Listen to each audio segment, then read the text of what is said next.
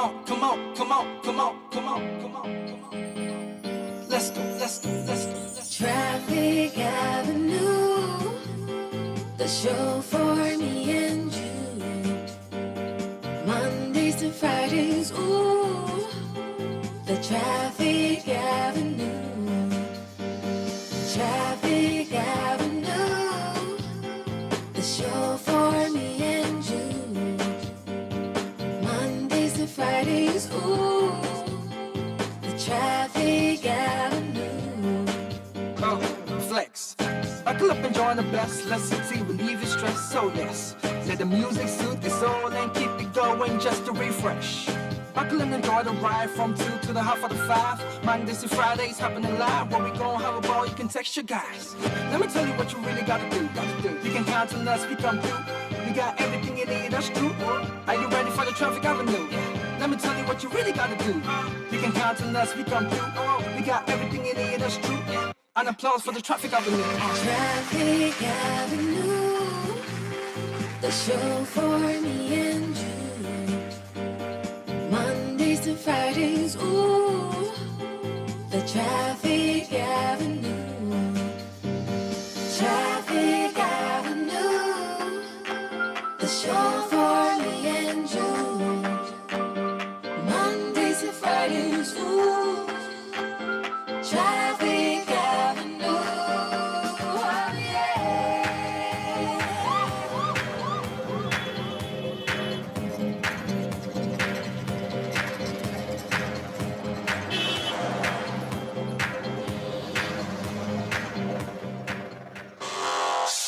97.3 Accra.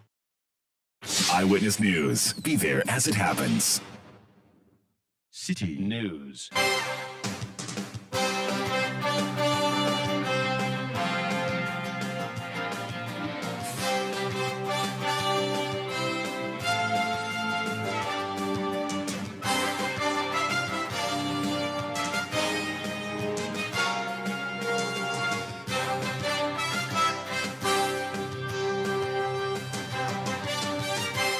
.3 City FM. This is Eyewitness News, live from our studios at number 11, Dr. Martin Loop in Adabraka here in Accra.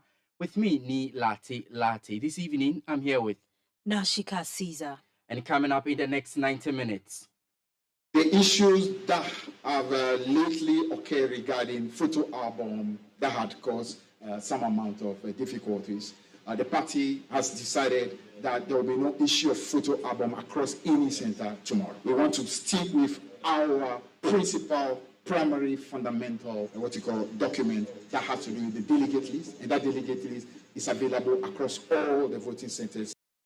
NDC primaries to take off in full swing tomorrow after the withdrawal of Kobna Dufour's injunction application. Now the party stands ready for the polls, but without the use of the photo album, which took center stage of the legal tussle. The modalities of that crucial polls and the preparedness of the various camps are on tonight on Eyewitness News. Also on Eyewitness News, there appears to be good news for Ghana as the country secures financial assurances from the Paris Club, facilitating government readiness to meet the IMF board for Ghana's balance of payment support. The first gentleman of the land has this to say on this latest announcement.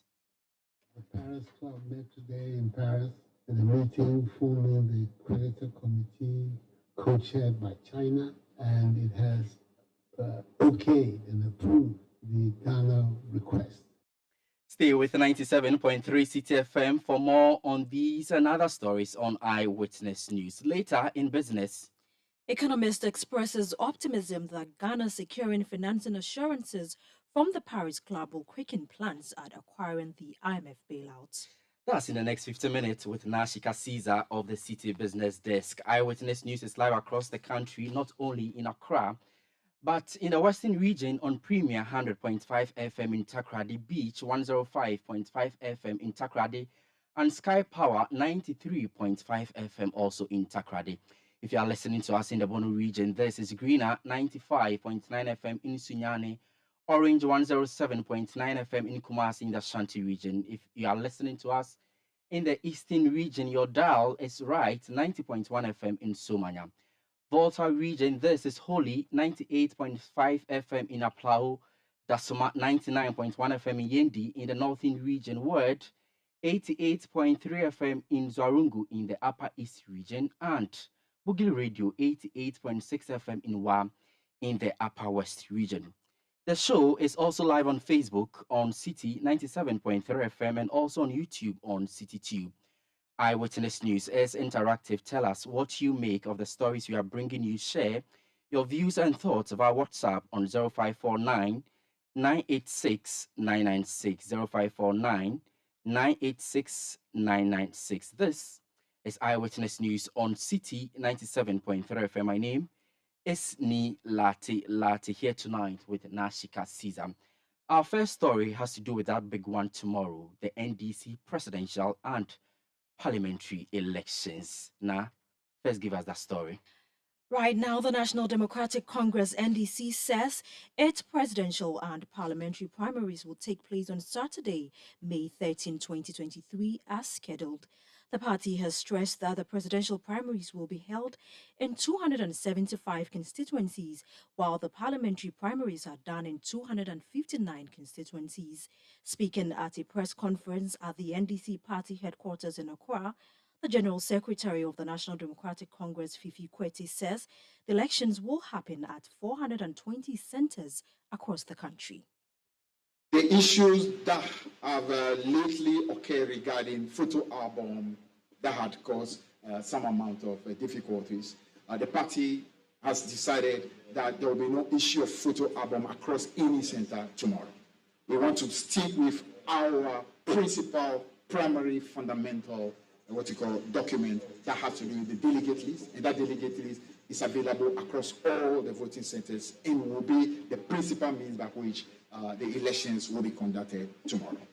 Now, the other thing also we want to let you appreciate is that the NDC, the Functional Executive Committee of the party, on behalf of the National Executive Committee of the party, has also passed a resolution.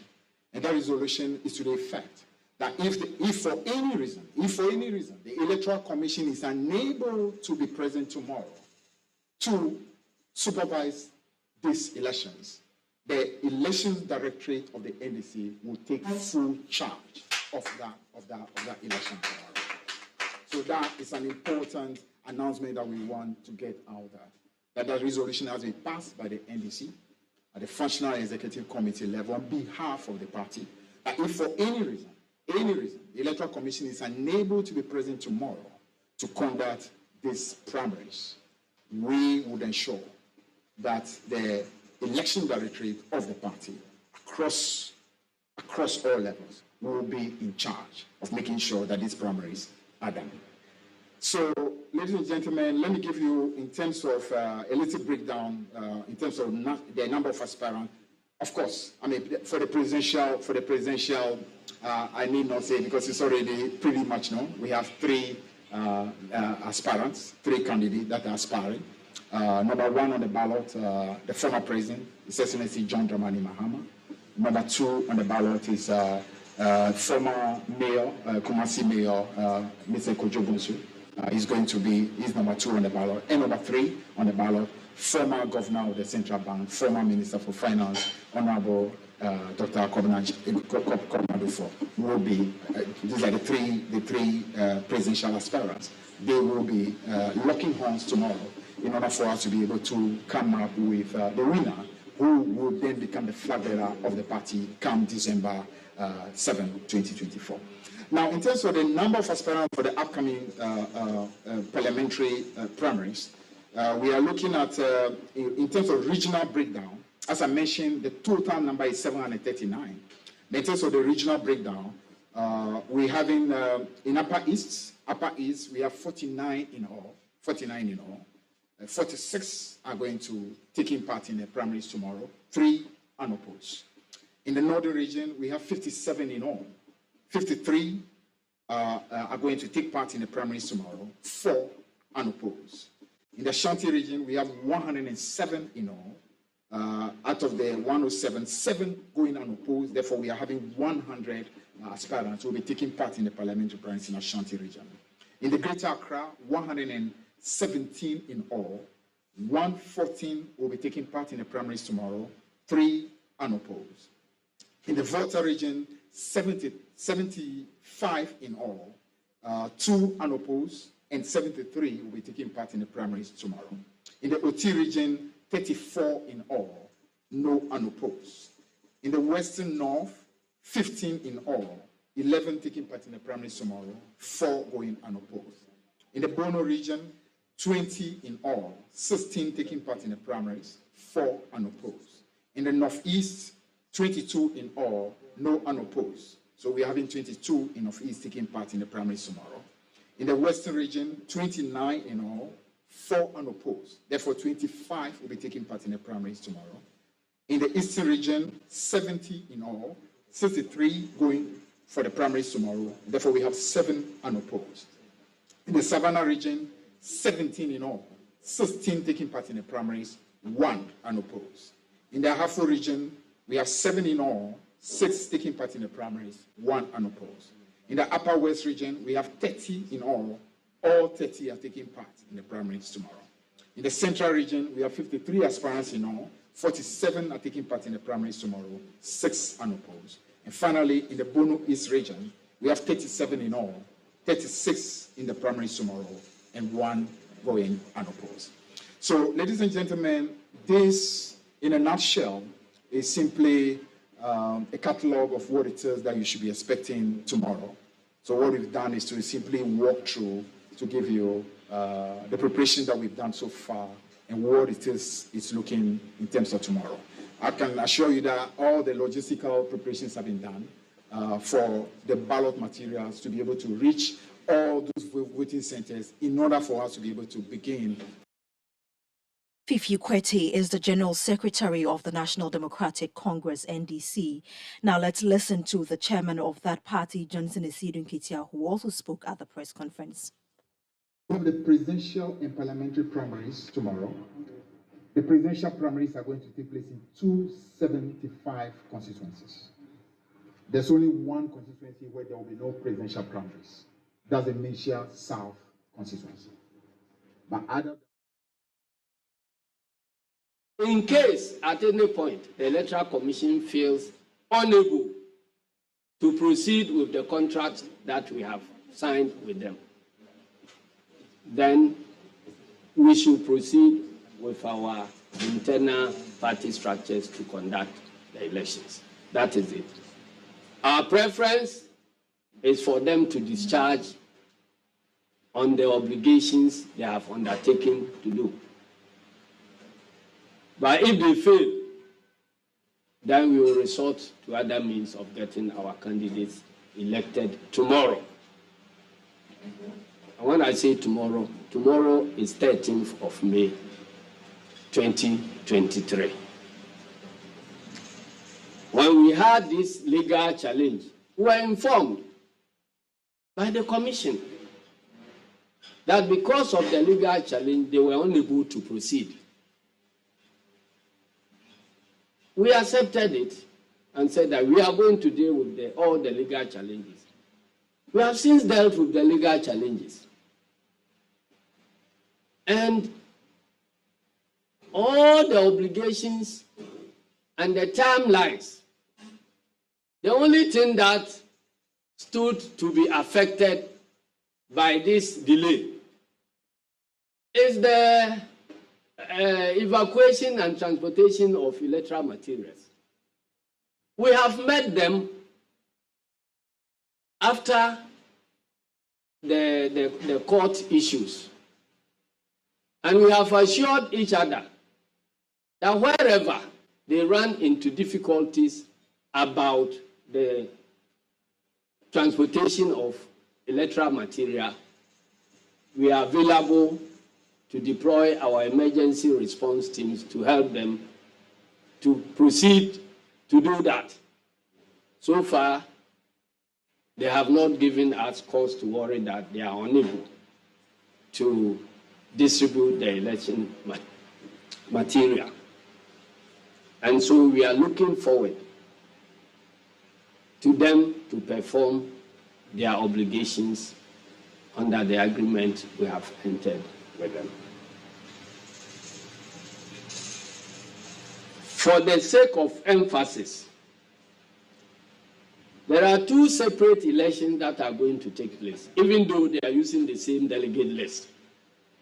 You have parliamentary elections and presidential elections.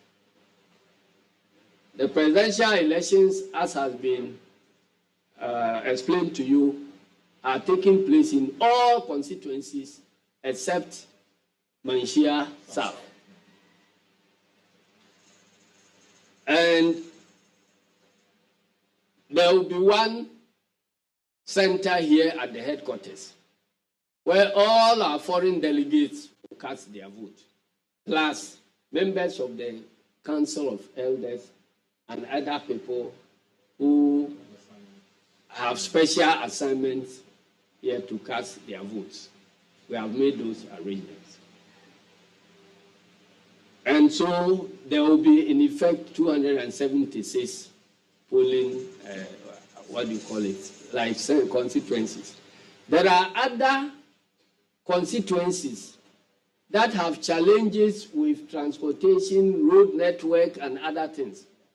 So we have had to ask them to do local arrangement. For instance, if you take a constituency like Evaluate Ajomoro Ujula, when you want to move from one end to the other, bringing delegates from one end to the other, you have to cross about 4 or 5 other constituencies before you get to the constituency center. So we found it cheaper to break the election into 3 centers so that every cluster will meet at some traditional headquarters and cast the ballot. And so in some of the constituencies, you will see that one happening. It is because of difficulties of transportation and moving people from one end to the other and so on. Then we have 47 candidates or aspirants who have already been declared candidates for our 2024 elections. So that's National Chairman of the Opposition National Democratic Congress, Johnson Esiedu Nketia. So just as you heard for yourself, the NDC presidential and parliamentary primaries is no longer in limbo. The path has been cleared. The party has held a press conference a while ago. We've heard from its national chairman, Johnson Esiedu Nketia, and also General Secretary Fifi Kwete providing modalities for tomorrow's elections. 2 quick things from the press conference. The party is no longer going to use the photo album, which was actually the bone of contention, and for which reason Dr. Dufour and his team filed that injunction application that sought to postpone the polls. And also the EC, whether it's ready or not, the party says it's ready to also use its internal mechanism to ensure that the polls are conducted. Well, let's go to the camp of some of the presidential candidates in this particular election. Let's begin from that of former Kumasi Mayor Kojo Bonsu. Mohammed Alassan is the spokesperson for the flag bearer candidate. He joins us on Eyewitness News this evening. Mr. Alassan, thank you so much for your time, and we are grateful that you could join us here on Eyewitness News. You are welcome, my brother. I'm sure preparations are far advanced in terms of your readiness for tomorrow's elections, but generally, how is your campaign going as the elections are held tomorrow? Well, so far it's been good. We've covered most of the constituencies across the country. We have spoken to majority of the delegates who will be doing the voting tomorrow at their various centers, and we are optimistic that if they will listen to our message and go with the message we've given them about who Kojo Bonsu is, the kind of mindset that he has, and the visionary person he is, where he brightens the corner wherever he is, then hopefully we should, make an impact in this election. So we are ready, and we believe that we have sent our message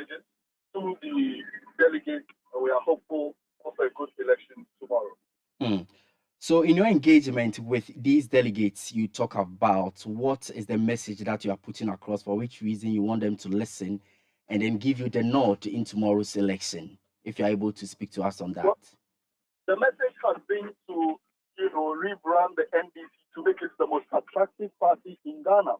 A lot of Ghanaians have, certain perceptions about political parties and political leaders that they necessarily do not care about their people and they care about themselves.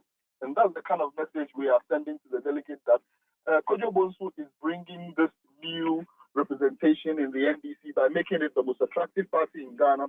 So the people who do not even like politics will want to join the NDC because the NDC has become attractive. Political opponents will be envious and say, look, our party is not doing well. Look at the NDC. Look at how they are well structured. Look at how they are doing their things. We want to join the NDC. So its optimum objective is to first make the NDC attractive and also ensure that everybody in the party deserves what he is supposed to deserve. Second, to become the leader of the party of NDC, the largest opposition party, of course, you need a visionary who will be able to transform Ghana. Politicians have come and left. They say in Akanipa but of course, the kind of impact we are expecting from the political leaders, the citizenry are not feeling it. And Kojo Bonsu wants to bring that feel to Ghanaians that, look, Ghanaians deserve more than what we have gained in the past.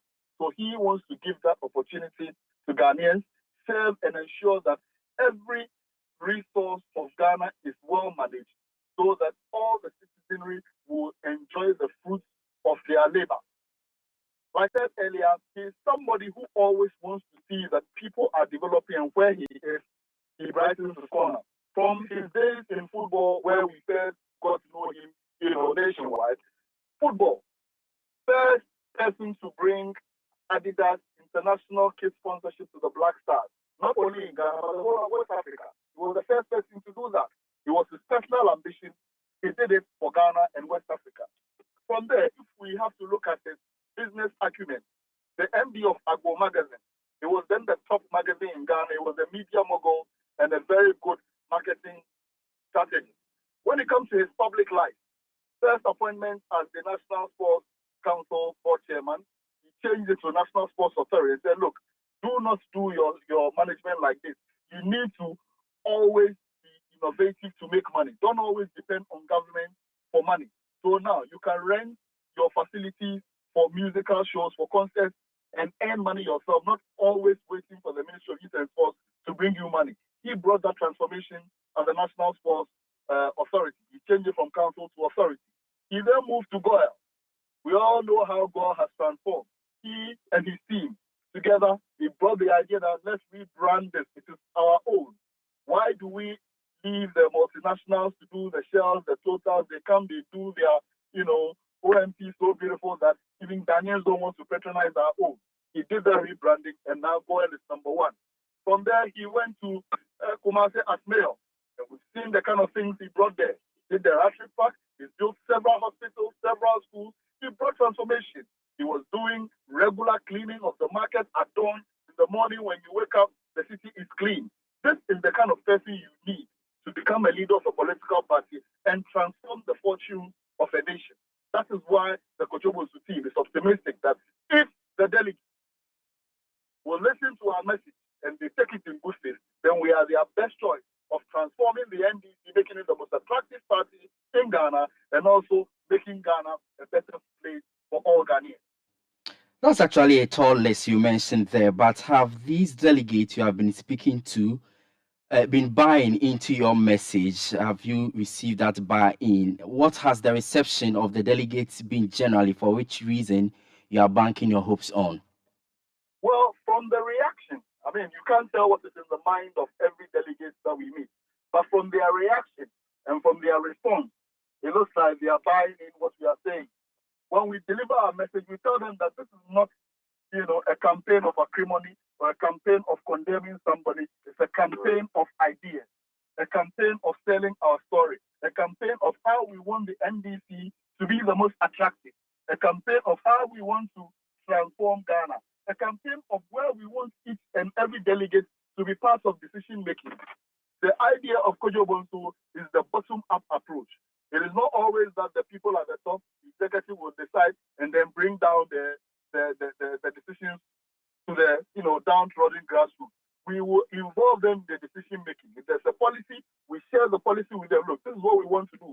What are your ideas? Do you think it's good? Once they all agree, by the time the top tries to implement the policy, everybody who is down there understands and know what it is about. So that is the kind of strategy we want to use in ensuring that the NDC becomes very attractive. So from their responses, when we are done, they congratulate, they say, oh, we like your stars. You haven't mentioned your opposition that is good or is bad. You are only telling us what you can do. You are telling us that you want the NDC to be attractive. You are telling us that Ghana needs, better leadership. You are the one that can, best deliver that. So they are happy. Those are the responses we get. That is why we are hopeful and confident that if indeed their reaction is what will transform into vote, then we are hopeful of a victory. I see. Let's now talk about party level engagement. Have you been receiving the necessary support from your party, that's the NDC, ahead of the primaries tomorrow? So, in terms of your campaign and the preparations of the party, what has it been looking like? Well, the election directors have been engaged, irrespective of the hitches that we complained about. Yes, when we tell them, they try to arrange meetings. We meet, we discuss it, and then they give us another day, okay, we are working on it. The only concerns were that we were looking at the time that some of the things have delayed, which could have been done, weeks earlier. But for their engagement, I will commend them that yes, when we bring about issues or we ask for something, they deal with it and they call us. As of now, they've even called us for some meeting ahead of the elections tomorrow, and I'm on my way there. So I think that they've been very engaging, and I must commend them for that. Mm. But earlier today, we actually saw a statement from your camp. Earlier, you had backed the concerns of Dr. Kwabena Dufour as he sought the postponement of the polls. You had actually said that it was a step in the right direction. But this morning, even ahead of the hearing of the supposed case, you actually issued a statement calling for truce, asking Dr. Dufour to withdraw the suits. What actually changed? Okay, so the backing of the postponement that we were for was based on the issues at stake. We are going for elections. There are issues at stake. The party said, okay, we are going to resolve it. We were also looking at the time frame. Will you be able to resolve these issues before we go for elections? So if you will be able to resolve the issues before the elections, fine.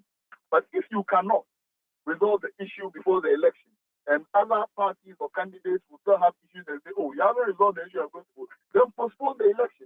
That was the basis of which our team was saying that we have to postpone the election to ensure that everybody is satisfied.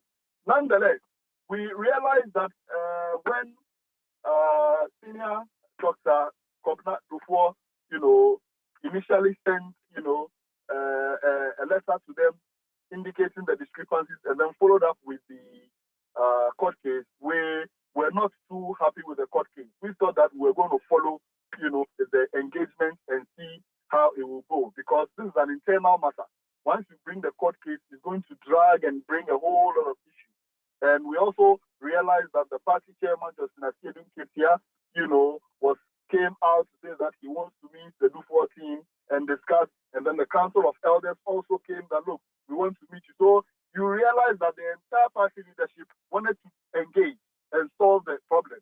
So based on that, we also decided that, look, let's call on our big brother so that he calms down. Once the party leadership and Council of Elders have all gotten up, meet you and discuss, it means that they want the solution to happen. That is why we called on him that he should withdraw the case and the party leadership to also continue with the engagement. And we even also called on the former president, who's also an aspirant, to also come in so that it will be, in unity. We don't want the NDC to have issues and then there will be disunity, people with disgruntled. It is the unity that will bring victory for us come 2024 during the general election. So these were the basis of issuing the statements of truth and amicable solution. So it appears you are satisfied with the current turn of events. That's it. Well, we are happy that the party leadership are still trying to engage and they are focused on ensuring that this is the party matter we must sit down as party people and resolve our issues. So we are happy with that. So tomorrow on the ground, so what is going to be the strategy of Team Kojo Bonsu to ensure that the polls are actually free and fair and also credible? What's your strategy to ensure that you protect your ballots? Well, our delegates and our polling agents will be around, in all the various constituencies to ensure that everything is free and fair. We are hopeful that it will be and it should be free and fair. There shouldn't be any hitches, especially when these issues have come and it's been resolved and now the election is coming up. So we will send our people around. We'll also be going around to look at all the centers, and we are hopeful and hoping that there shouldn't be any hitches and everything should be free and fair.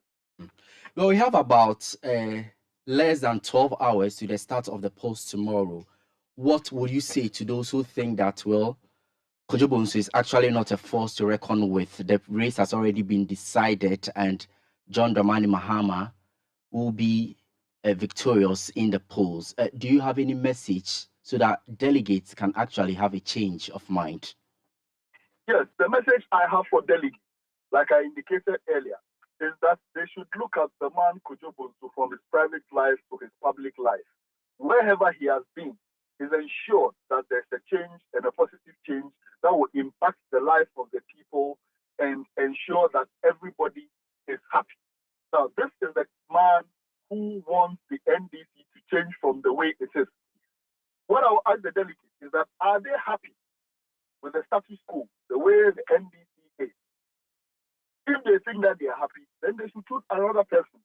But if they think that what Kojo Bonsu is saying that become the most attractive party in Ghana, where opposition will come publicly and say, look, we want to join the NDC because it is very attractive, because there are the things that they are doing are new, are informative, are churning, and will yield results for Ghana. When the youth who thinks that politicians are only there to milk the country, and they see a new trend of a person who wants to develop the nation and ensure that every person deserves the resources of Ghana, where waste in the system are cut and things are done properly. If you're a delegate and you think that this is the kind of NDC and Ghana you want, then your obvious choice is Kojo Bonsu. All right, very well. That's Mohammed Alassan. Best wishes to you and your team tomorrow. I'm sure that if polls are concluded tomorrow and your candidate wins, we'll definitely have a conversation on your victory bus. That's Mohammed Alassan, spokesperson for the flag bearer aspirant in the NDC presidential primaries, Kojo Bonsu. This is still Eyewitness News on 97.3 CTFM. My name is Ni Lati here tonight with Nashika Caesar. When we come back, we have more stories on the NDC primaries for you here on the show. Eyewitness News. Be there as it happens. You Papa see that? And it's rickety car. Hey, Papa! Bobo, so how's your engine now? It is half man, half amazing. Thanks to Cause and you can feel better energy. Can't touch this. Actually, guys, so Sancho's engine just died like that. Yes, so somebody managed to convince him that there is a better engine oil than Quartz, and he switched. Sancho Panzapa. Now, which engine oil can be better than Quartz? No other, my guy. Quartz with its age-resistant technology, it keeps your engine younger for longer. Now you know. Have you guys seen the new bottle design? It's superb. Quartz 9000 from Total Energies gear improves fuel efficiency. Why do you think Mr. Mane and Logoso have taken the Quartz Nation movement World Cup like that? Sorry, Chairman. Quartz. Keep your engine younger for longer. City TV is live on DSTV, GoTV, and HD+. On DSTV, find us on channel 363. On GoTV, we're on channel 117, and on HD+, get us on channel 108. On a digital TV, run a new search, but take note that without an antenna, you cannot access City TV. City TV can be accessed on any free-to-air digital box like the GoTV and HD+ boxes. City TV, it's your world. Let your voice be heard on Eyewitness News on Facebook at facebook.com/city97.3, Twitter at twitter.com/city973, and Instagram at instagram.com/city973 with the hashtag Eyewitness News.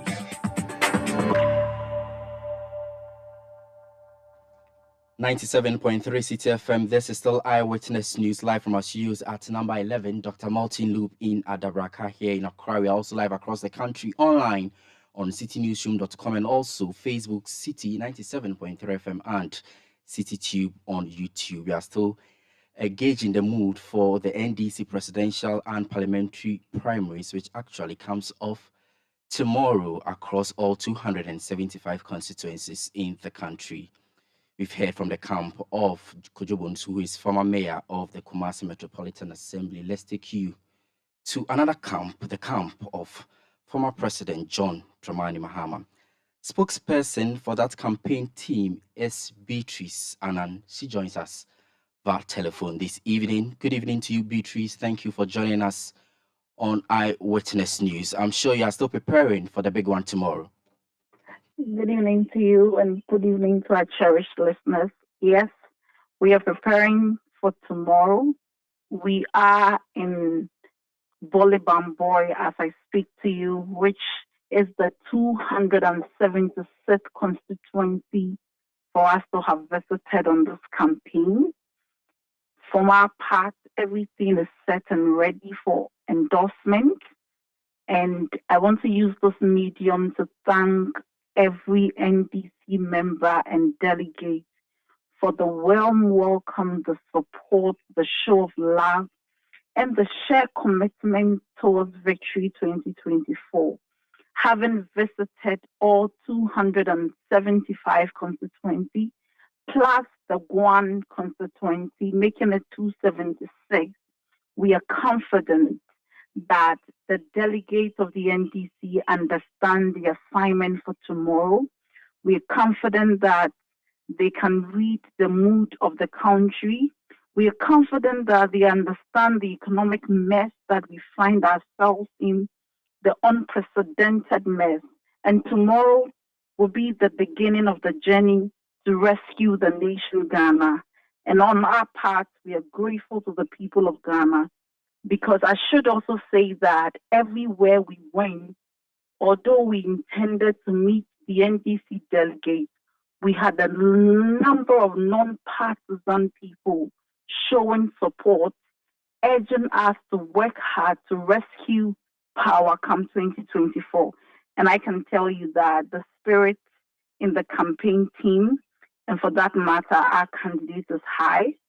And for us, it's a joy that after tomorrow, the NDC will hit the ground running for the 2024 elections. I see. Quite interesting to know that as we speak, you say you are in Bolibamboy, still campaigning, making it the 276th constituency that you have actually visited as far as your campaign is concerned. You mentioned that John Dramani Mahama is actually receiving endorsement and support from delegates and a section of Ghanaians that you have been speaking to. But shouldn't you be resting, because many think that it's going to be a walk in the park for John Dramani Mahama tomorrow? I think that what this campaign should show everybody and every Ghanaian is that we in the NDC are not complacent. We in the NDC are committed to working even till the last ballot paper is counted.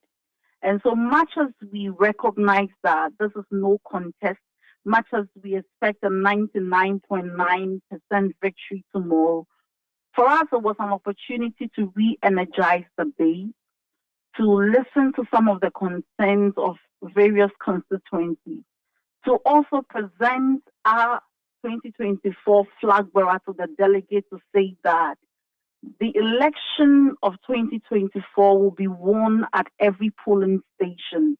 And so together with your flag bearer, every branch executive, every member of the NDC have an obligation to begin to work. And so it's also an opportunity to meet the kingmakers of our party, the people who work hard. There's also an opportunity to tell them what the NDC has for them. And so we are not resting because we recognize that the work goes beyond 13th, which is tomorrow, until the last ballot is counted. And so we are not resting. I think that the energy from the base, for the first time in my life as a young NDC activist, I've seen how people are hungry for power. I've seen the volunteerism among many, many young people to work hard. And in some of the places we visited, we actually were hosted on secondary school campuses.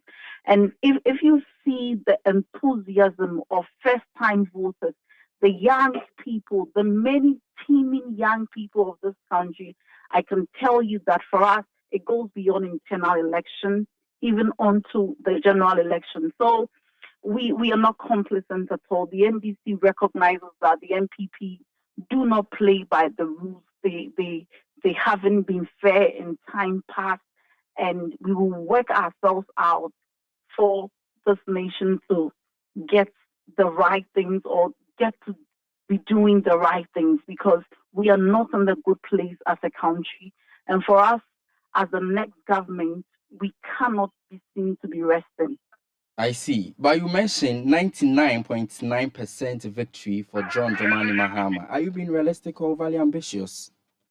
We are not being overly ambitious. I think this is not the first time President Mahama is contesting for the flag bearership race. In 2019, you saw a 95% endorsement at a time when he was contesting against 5 other people, and which we believe they were weightier than even the 2 contestants we have now. And so it's also a feedback and a reflection of what the delegates have been telling us. So many delegates, they have never seen Dr. Dufour. They've never seen Kojo Bonsu. The only person they know is President Mahama. In many constituencies we've visited, I think that many even thought that there was no need for an election. We even had to do a bit of sensitization to let them know that there are 3 people in the race. So we are confident. We are not being overly ambitious. Our concern, if any, would be to minimize the spoiled ballot, and that is where our focus is. But apart from the spoiled ballot, we are not focusing on any other person. I see. So essentially, your contenders should go to bed. I think that we are not saying that. I think that is the mood of the delegates. I think that's the mood of the country. Many people have said that this contest was needless, but as an internal party or as an internal form of democracy, we encourage it. It is just something that they know they cannot win. They do not even have a 1% chance of winning this election. But it's the beauty of democracy, is giving us the opportunity to re-energize the base, if for nothing at all. But I don't think that they even believe they stand a chance of winning. Let's talk about happenings in the build-up to tomorrow's presidential and parliamentary elections. This morning, Dr. Dufour actually withdrew his suit and was sought to, postpone the elections. Where do you stand in all of these, your silence, and even was this the expectation of John Dramani Mahama's camp that the suit will be withdrawn? I think that I should say that from the beginning, John Dramani Mahama's camp, we have been confident of the election coming off tomorrow. And so if you realize, even after the suit was filed, we continued with our campaign as scheduled. Our legal team reviewed the writ together with the injunction. We found no merit. In fact, they did not complain of any legal rights that has been breached. And so we were confident that whether the petition or the injunction was heard or otherwise, the elections would come off. And so we went ahead with our campaign as scheduled. And so this is no surprise to us. The surprise would have been if the reverse had happened. But whatever it is, we are thankful that after tomorrow, this will come to an end so we can hit the ground running. Well, so at the end of the polls tomorrow, should John Dramani Mahama be declared presidential candidate-elect for the NDC, what's next for you as a campaign team? So on Monday, we'll be doing our acceptance speech from Tamale. So after the acceptance speech, I think that we will share the schedule with the media. But what I can say is that on Monday at 1 p.m., President Mahama will be thanking all the NDC delegates, members of the NDC, all Ghanaians, and everybody who, in their diverse ways, have contributed to the success of the campaign. And then we can announce the way forward. But I can assure you that for us, the 2024 election is not just any election. It is an election for the battle of the soul of this nation. It is an election that will distinguish between a system of democracy where the president and a party wants to run some form of oligarchy or monarchy against a system where many people will be liberated. I should say that going around the 276 constituencies in Ghana, I was a bit sad. And the conclusion I came to was that the NPP government was a wicked government. Why do I say so? For every constituency we went, the developmental agenda started by the NDC has not continued. In fact, for me, one of the most meltdown moments for me was in Isunafo North and in Dambai, where the people kept saying that we do not have electricity. In Isunafo North, President Mahama took electricity to 78 communities. 6 years down the line, where we ended, there has not been any continuation. And so for us, after tomorrow, it is a call, and for that matter, a clarion call on everybody that for the sake of the many people living in rural Ghana, for the sake of the many young people who do not have job opportunities, for the sake of the falling standards of our education as we speak, for the sake of the pensioners whose funds will be affected, for the sake of children who, until other people come to our rescue, we will not have vaccines. We all have it as a moral and a legal obligation to join the NDC to make sure that the wrongs which have been done against the nation by the NPP for the past 6 years and beyond are corrected. And the only way is to send a very strong signal that enough is enough. The president, family, and friend kind governance style is not good for a young democracy, and for that matter, a third world country like ours. Very well. But where will former President John Dramani Mahama be voting tomorrow? Tomorrow he'll be voting in his hometown, Bolibamboy. And so after today, we'll be in Bolibamboy until after tomorrow when he gets to vote. And then on Monday, we will do the acceptance speech in Tamale. Then we are headed back to Accra.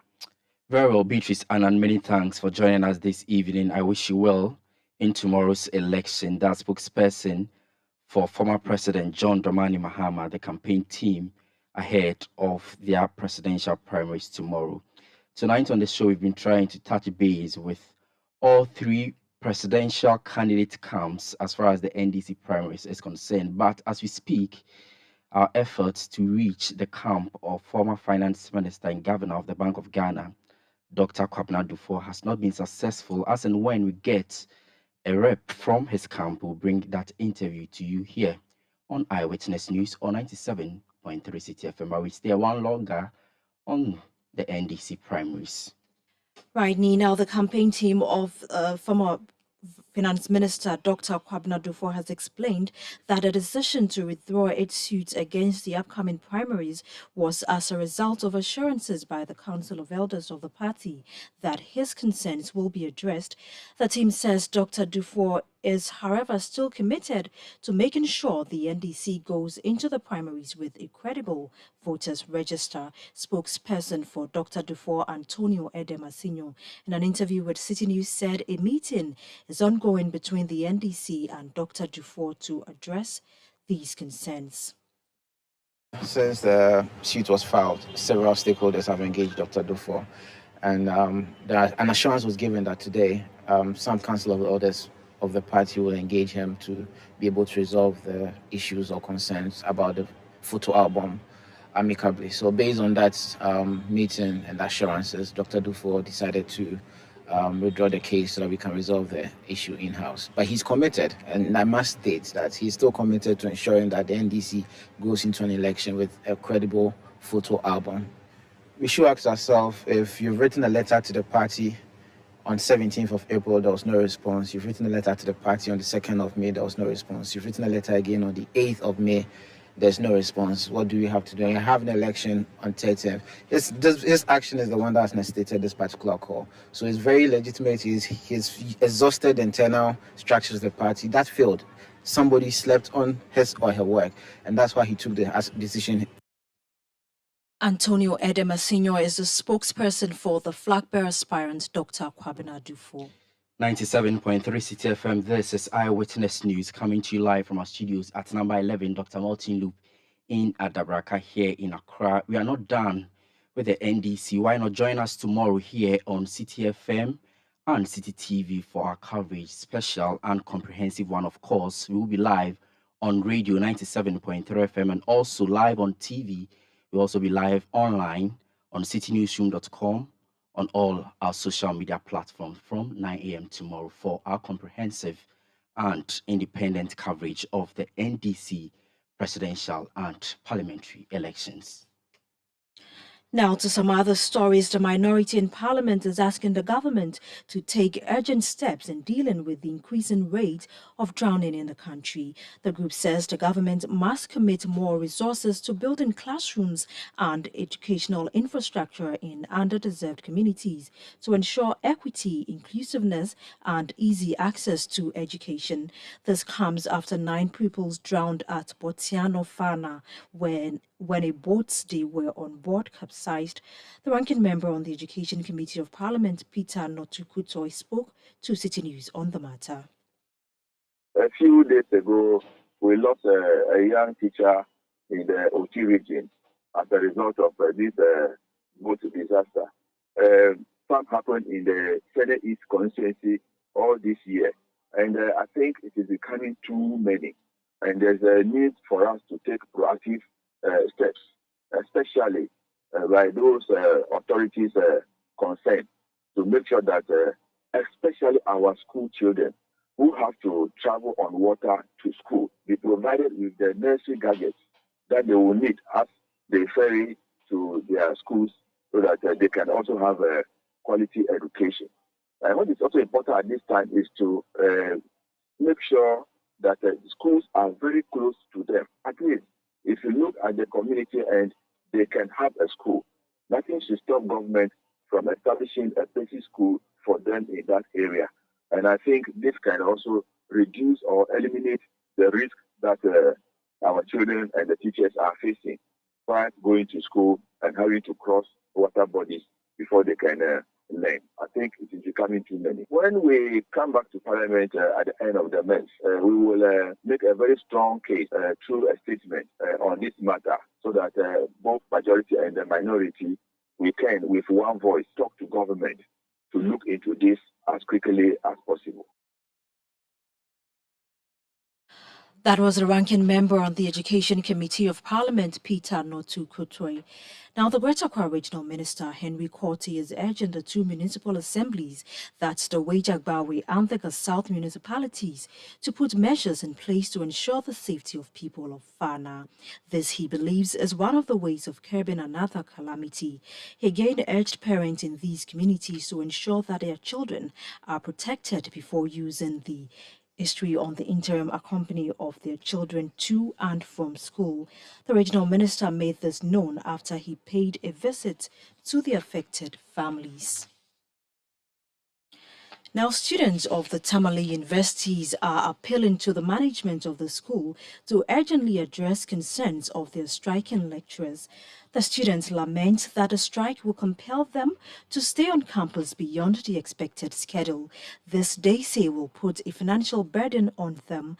The Tamale Technical University branch of the Technical University Teachers Association of Ghana on Wednesday embarked on an indefinite strike over unapproved formula used in the payment of their end-of-service benefits and the non-payment of certain allowances due them from the university's internally generated funds. During City News' visit to the school, a handful of students were seen. Here is the SRC President Seydou John Paul speaking on behalf of the students. The current boycott of exam that is going on is something that is actually affecting the students. It's something that students who thought that they would have been finishing yesterday and the day before yesterday have decided to give out their food stuff. They have decided to book their tickets. They've decided to do certain things. And as it stands, they weren't able to write their exams, their final exams. And so it was difficult for them to be able to cope up again because they've actually released and given out what they were supposed to use to sustain themselves to this very time. So at the moment, as I speak to you, students don't really have money to take care of themselves. Students are really stranded. Students don't even know the state of their self as to whether they are going to write the exams or as to whether they are going home to come and write next semester.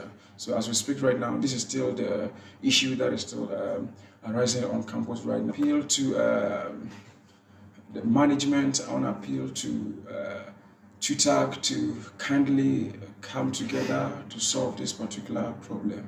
I also want to see if the government will be able to step in to solve this problem. We will be much grateful and we'll be glad to see that done.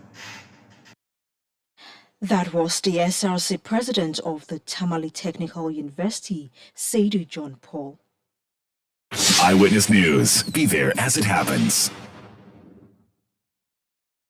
The other day, I visited Kweku at his spunky new office to congratulate him on opening his business. And man, was I impressed. The business is just moving quick. The sales, customers, everything is just working seamlessly. The secret? He said, it's MTN Business Broadband. In this fast-paced environment, we need fast and reliable internet to support all business types. No laggy online meetings, great download and upload speeds, impeccable business management systems, all inclusive. I mean, you can have it all. Sharp! I signed on immediately. To enable your business stay ahead and stay connected, make sure you're signed on to the best internet made just for businesses. MTN Business Broadband. Sign up today on broadband.mtn.com.gh and manage your account on my MTN app. Call 0244 308 111 for more information. We are good together everywhere you go.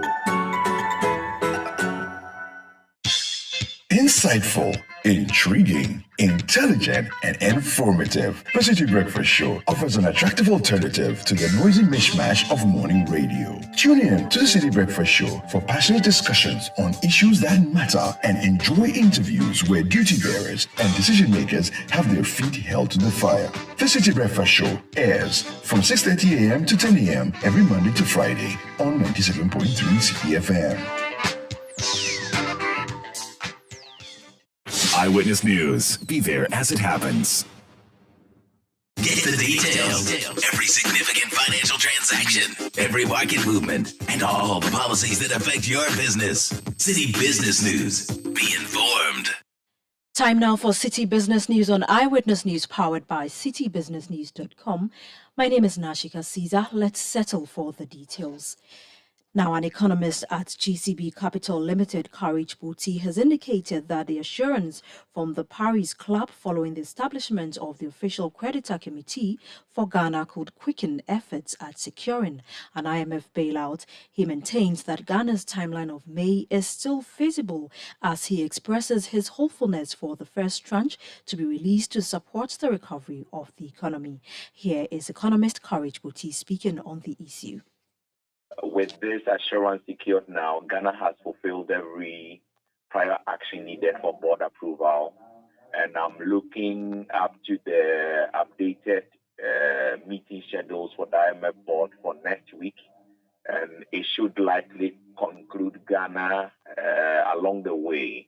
And so maybe as early as next week or before this month ends, whenever the IMF board sits on this agenda, they should give Ghana the needed approval. What that means is that immediately they approve the program, we could be getting maybe between 300 to 500 million as a goal to support our balance of payment position. It depends on how many tranches the money will be coming in. But the first tranche will be disbursed immediately, which will be a much needed addition to our reserve position. That was economist Courage Buti. Now, another economist, Professor Peter Quartey, has justified the rationale behind the Bank of Ghana's decision to further increase the monetary policy rate MPR in the coming months. The BOG has more than doubled the policy rate since November 2021, adding 16 percentage points to its key rate, with the latest being March 2023, increasing the policy rate by 150 basis points to 29.5%. However, the country's inflation rate remains significantly above the minimum term target. The BOG has indicated that it may hike again the monetary policy rate to help slow inflation. Professor Peter Quartey sided with the central bank's decision, saying it is crucial to reducing inflation.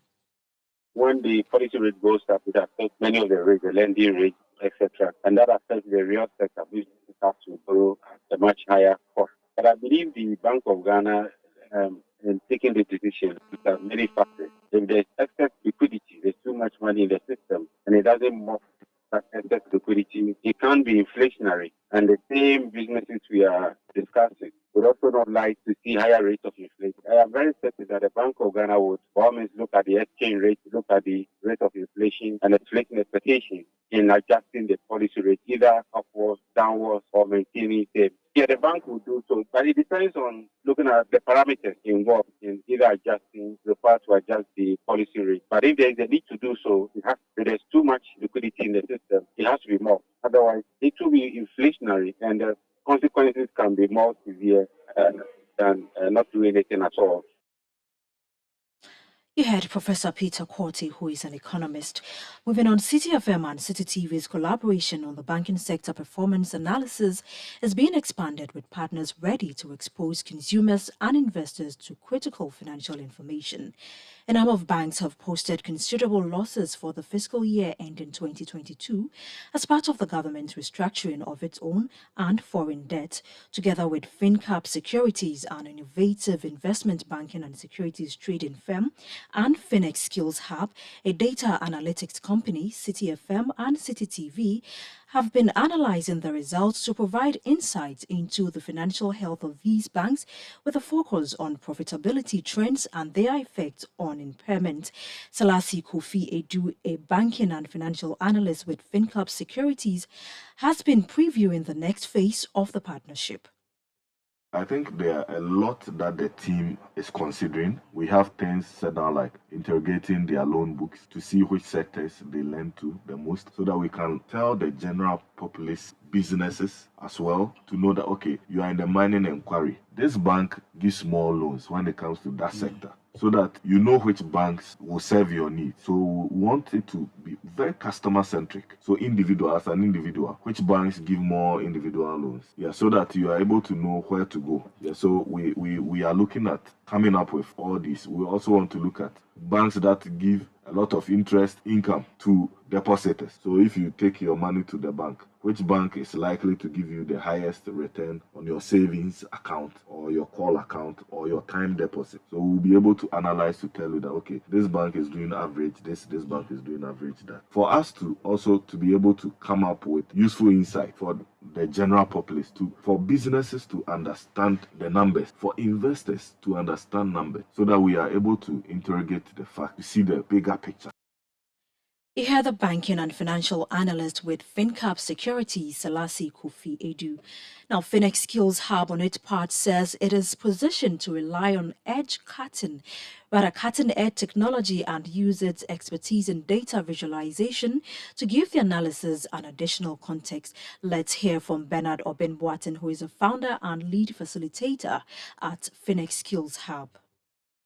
For us, we are going to move beyond this stage and then bring in more infographics, right? So if you realize what we did, it was actually about 3 slides per bank. We want to be able to even capture the story in a page, right? So that on the go, at a glance, you are able to see the financial health, the key performance indicators of these banks, right? And then hopefully we can even put it in a video series so that people can actually get behind the numbers. As I said, the goal is let's not just the finance people get into this discussion. Let everybody who has money in the bank also get into the discussion. Make it relevant for grandmothers and grandfathers, especially those who are actually now expecting coupon payments to understand these, right? Bernard Obin Boatin is the founder and lead facilitator at Phoenix Skills Hub. Finally, the Ghanaian European Center for Jobs, Migration and Development, GEC, has partnered the Ministry of Employment and Labour Relations to launch a joint action on jobs, migration and development between Ghana, Germany and the European Union. This initiative, which is part of the event planned to celebrate the European Year of Skills, aims to strengthen national, regional and local capacity to promote employment and maximize the development of potential migration. During the launch of the project, the Minister of Employment and Labour Relations, Ignatius Bafuwa, expressed that this initiative would complement government's effort to adopt an inclusive approach towards the promotion of decent jobs, migration management and development. What will actually stop this migration issue is for us to deepen the job creation aspect of the program so that people will find jobs here to do. I am not saying that even with jobs people will not migrate, but many of the people who migrate, if you ask them, they will tell you that maybe they are finding it difficult to make ends meet here in Ghana, and that is the reason why they will want to migrate.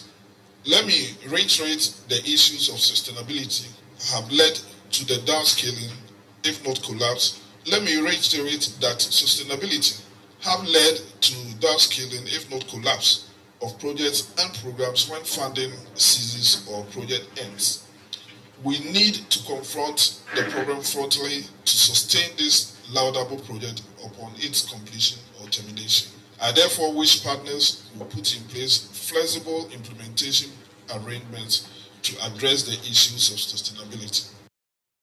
You heard the Minister of Employment and Labour Relations, Ignatius Bafuwa. And that's all for City Business News on Eyewitness News. It was powered by your most comprehensive business news website, citybusinessnews.com. My name is Nashika Caesar. Up next is Point Blank. Let your voice be heard on Eyewitness News on Facebook at facebook.com/City97.3, Twitter at twitter.com/City973, and Instagram at instagram.com/City973 with the hashtag Eyewitness News.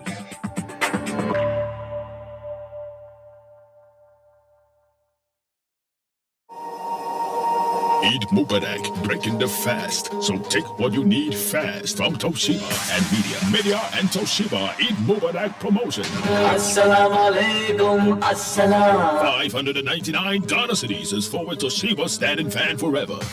849 Ghana cedis at Toshiba microwave. Get a Media tabletop fridge, 1,999. It is necessary. A Toshiba fridge this Eid Mubarak will take care of your friends and family and cool everybody down. Media chest freezer, top low 4-burner gas stove, grill, and solo microwave. Your top class Toshiba and Media showing love this Eid Mubarak. Call 0242 439 437. It's true that life can be complicated and navigating the realities of the modern world even more so. Sometimes you can find yourself in trouble just because you didn't know better. But as the adage goes, ignorance of the law is no excuse. A Question of Law seeks to deconstruct the legal framework within which our daily lives function. A Question of Law airs at 6 p.m. this and every Thursday, only on City TV. Eyewitness News. Be there as it happens.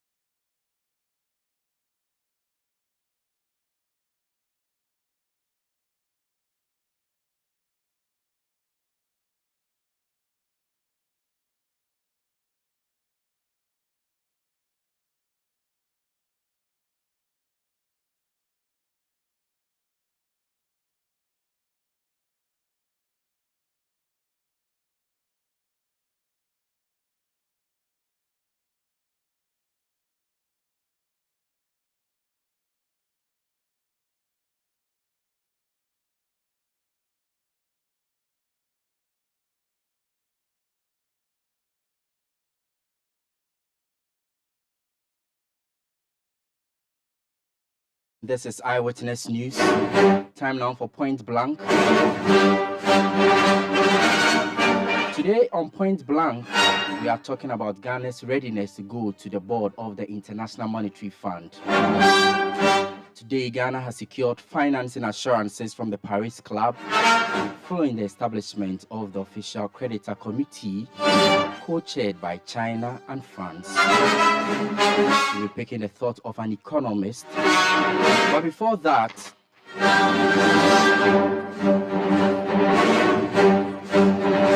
we want to hear from President Nana Addo Dankwa-Akufo-Addo on this latest announcement. Today is quite a special day in the recent history of Ghana.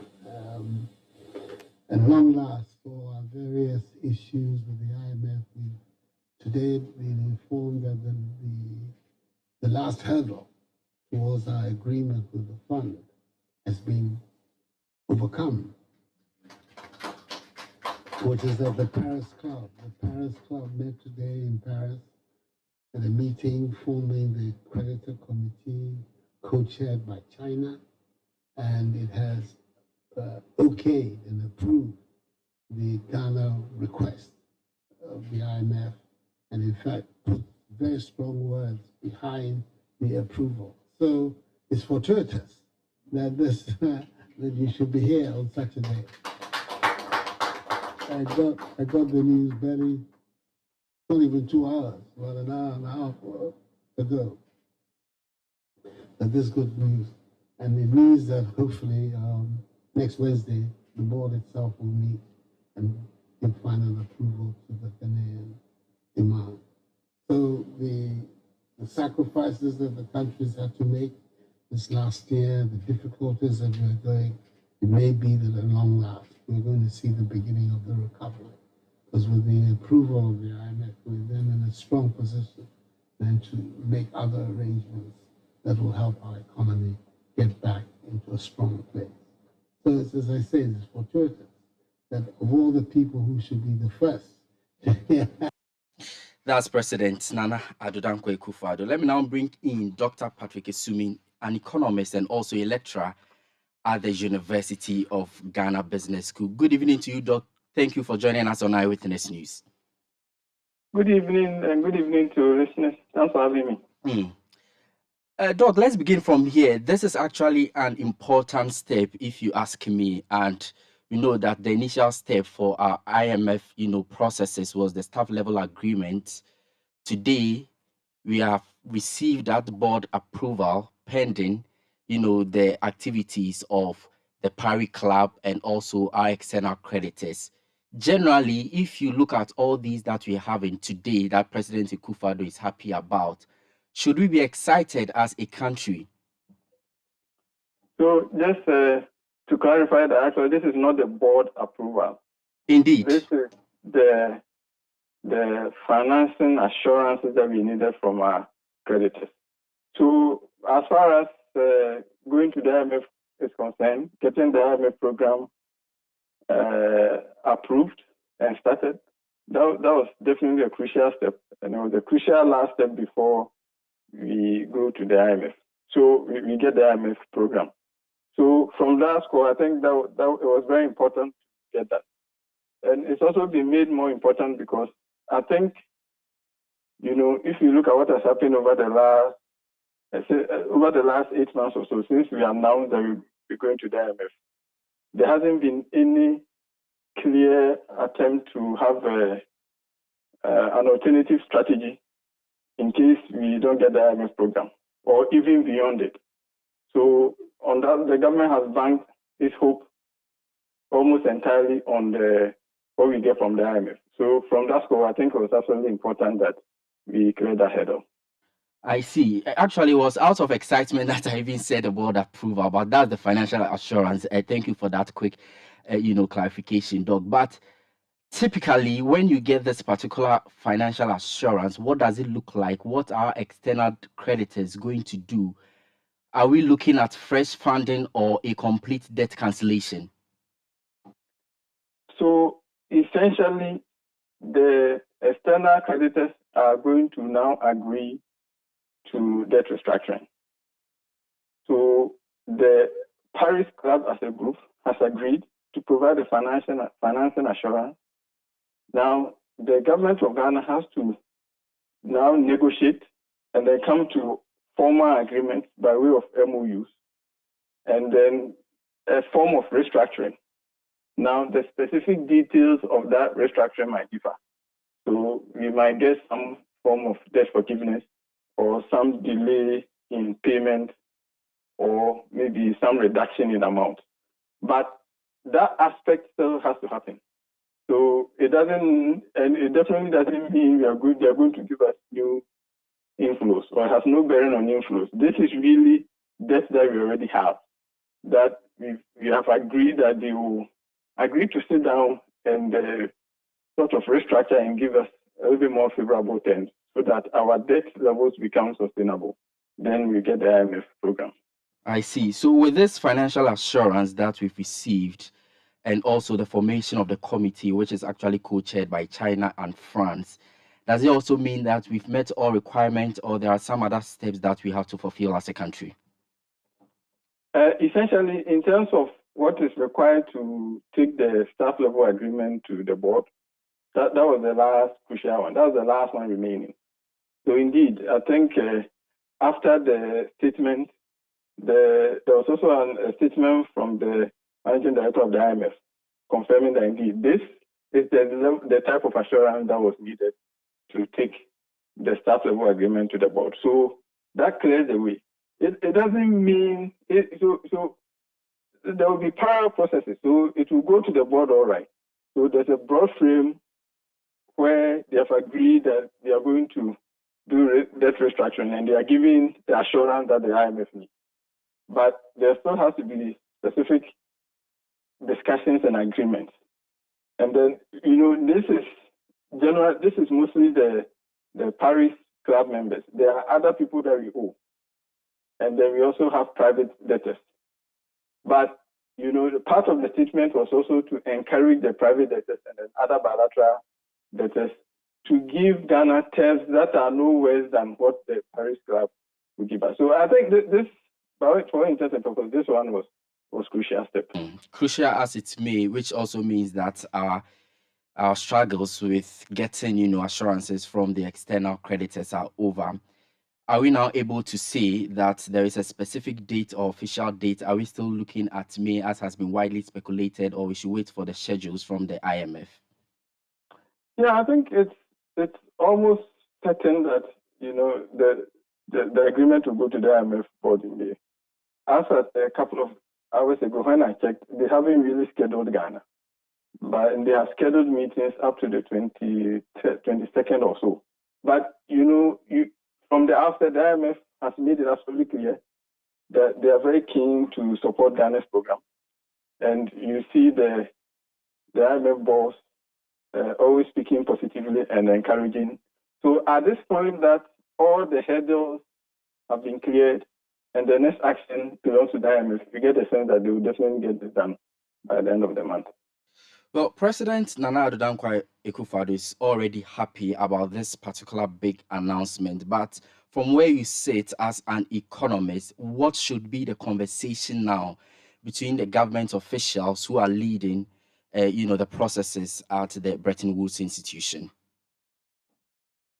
So, perhaps the more important conversation has to happen with Ghanaians about where we are going to go next.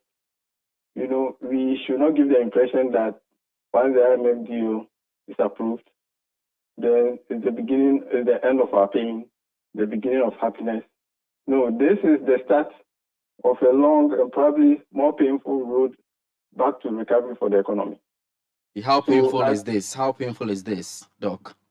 I think we've already seen some of it, right? We've had to look at the additional tax measures that we've had to pass to fulfill, the domestic aspects or the internal measures that we needed. We saw the 3 new tax measures. But let's face it, when the IMF comes to town, the first thing that's going to happen is a lot of belt tightening. So we're going to be under the squeeze. I'm sure during the 2023 budget, you heard about freeze on the public sector employment. all of those are going to kick in. And then we will have to find ways to raise more tax revenue, in spite of what we have done, the measures we've done already. And then there's going to be a way for government to streamline its spending. So it doesn't mean, so we have had to do some measures to get here. But those difficult measures, we haven't gotten to the end. There will be more tougher measures. The government will have to make sure that it's meeting targets. We are going to have to fight inflation a lot more stringently, and we are going to have to do measures, especially on the fiscal side. So I think, it has to be clear. It has to be clearly communicated. Yes, it might be the start of the long road back to recovery, but we are not quite there yet. It might get more painful before things get better. Long road to recovery, tougher measures ahead, and more belt tightening, as you want to put it. Does it mean that we should be measured in our expectations? Absolutely. I think that we shouldn't. The government spokesperson shouldn't miscommunicate at all. They shouldn't give a wrong impression about what this means. Obviously, a lot of hope has been banked on what going to the IMF and what will help us to restore macroeconomic stability. But the process of doing that restoration requires some difficult measures. So I think rather than saying, okay, IMF, we are going to get the IMF program, so everything is going to be fine. Everything may turn out to be fine in the end, but it's not going to be immediate. The Ghanaian economy has a lot of difficulties. There are structural difficulties with government finances. There are structural difficulties with the economy itself, especially if we mean to, restructure the economy as has been previously communicated. What the IMF immediately gives you is to try and stabilize things. That stability in itself doesn't guarantee that you will be able to transform your economy so that things will improve for the long term. You need to build on that stability. And unfortunately, in the previous 16 times that we've been to the IMF, when we get the stability, we are not able to use that to build and transform and change the economy in such a way that we do not return. So this time, there's been some positive talk in that direction. I don't think that positive talk has taken center stage. I don't think there's been sufficient discussion and plans about how we are going to build on any stability that the IMF might bring us. So I hope that we will turn more attention to that, because since the budget was announced, it looks like all our effort has been focused on securing the IMF deal. Now we have it. So we have to move on. What will happen after the IMF? In particular, what will ensure that the economy is not too dependent on foreign financing, and that the economy is more diversified. The economy is creating more jobs. So I hope that we focus more on that and not start celebrating too quickly that our problems are over. All right. Thank you, Doc. Let's leave it here. That's Dr. Patrick Isumin, an economist and lecturer at the University of Ghana Business School Finance Department. We are grateful for your education this evening. This is still Eyewitness News, point blank segment. We'll be speaking more on the financial sector because the pensioner bondholders today actually ended their 5th day of demonstration protest at the finance ministry. Well, what we have learnt now is that the government has agreed to pay all outstanding coupons of members of the pensioner bondholders forum. Let's speak to convener of the pensioner bondholders forum, Dr. Edu Anani Enchi. He also joins us on Point Blank tonight on Eyewitness News. Doc, good evening to you. Thank you for joining us. Well, you met the government today. The meeting was convened at the Ministry of Finance. You say that government has agreed to pay all the outstanding coupons. Exactly what you were looking for after days of protest. Yes, the government has agreed to pay all the outstanding coupons, including what will be due on Monday.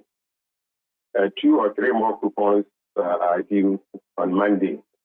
That, together with all those that were due previously and standing on unpaid, will all be paid from Monday.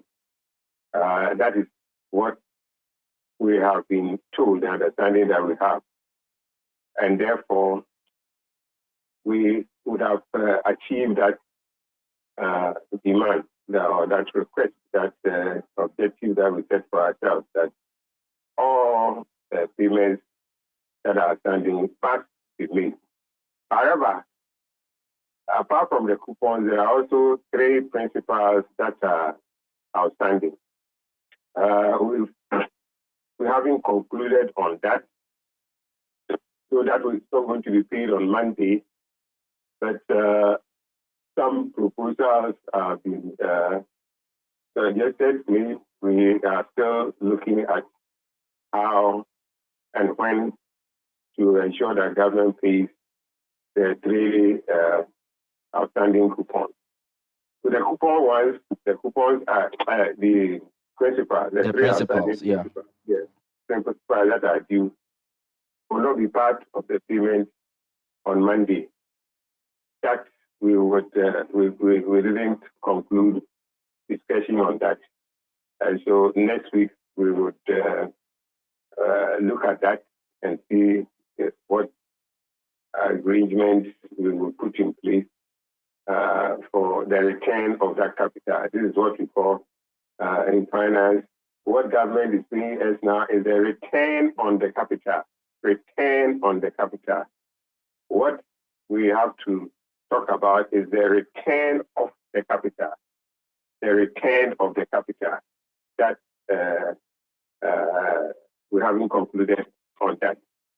But the return on the capital, which is the coupon, every coupon that is in arrears will be paid on Monday. Effectively, when you start Monday, you may not get your account credited that same Monday. But hopefully, once it is started, Monday, Tuesday, Wednesday, everybody will get his or her account credited. So you are looking for it to payment on Monday, but how convinced are you that this is not the usual talk shop, that government is not paying lip service to these assurances? Well, we will be meeting this evening. The forum will meet. We'll take a decision on that.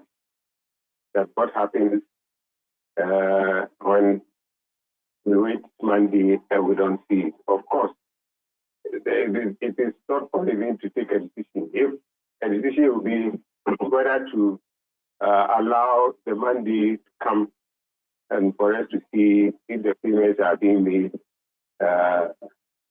and see whether we will continue with the picketing or not. So once that decision is taken, so if, for example, we decide that, well, let's give government the Monday or the Monday and Tuesday to see that the thing has started and is going through. And if it happens that that's the decision, you're likely to give the 2 days, and if after the 2 days nothing is happening, you are already on the picketing. So it's just that you might break for a day or two to see if the payments would be made. So we don't have a problem at all in terms of what you do if these things that has been promised or the payments, according to them, they have given the instructions almost from the what they say is like instructions have already been given. Are you going to adopt a different strategy? If it's not paid? Yes. No, if it's not paid, we have our picketing will always be there. Why are you not looking at other options? Because it appears that picketing has always been your mode of, trying to drum once you you are getting results, they say you don't change your winning team. Once it's getting your results, why do you change it? But are your members? We picketed for 8 days for getting our results. This time around 5 days. We've done 5 days. We are getting the results. Of course, we will still have 3 coupons that we are still working on with government. So the picketing is giving us the results. So we will change it if government doesn't. And that decision will be taken at a meeting this evening and we will let you know if the government doesn't, what will happen. But I believe if government doesn't, it's the same thing that will happen, because we were supposed to go Monday, Tuesday, Wednesday, Thursday, Friday, every day. So if we decide even to suspend it for a day or two and look forward for the payment, then of course, if the payment doesn't come, then just your fallback position is already there. All right.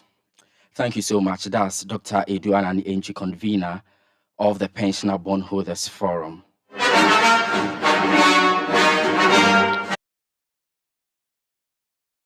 Eyewitness News on 97.3 CTFM. My name is Neil Latte. Show was produced by Beverly Landin, Kobna Wilson, and Samuel Afe. Technical support was from Daniel Squashi. Social media support was from Edwin Kwaukofi. My name is Neil Latte, but just a quick reminder, tomorrow we are bringing you a comprehensive coverage of the NDC presidential and parliamentary primaries. Join us on radio, on TV, also online, and all our social media platforms from 9 a.m. It's Friday. Sports Panorama is up next. Do stay tuned in.